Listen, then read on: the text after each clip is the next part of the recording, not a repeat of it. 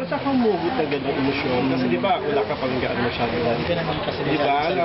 Hindi ka naman Hindi mamalungkot ang ano mo.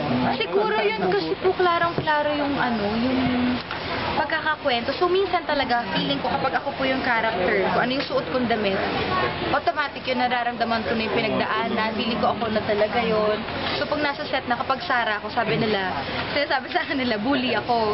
So nadadala ko yung characteristic nung So nasa damit. Nasa damit. May something din po yung damit sa akin. Sa totoong buhay, anong instant o incident yung nag-Sarah mode ka? Na yung talagang naging balagan Nagamit ka? mo. Siguro hindi ko makalimutan yung sa mama ko po.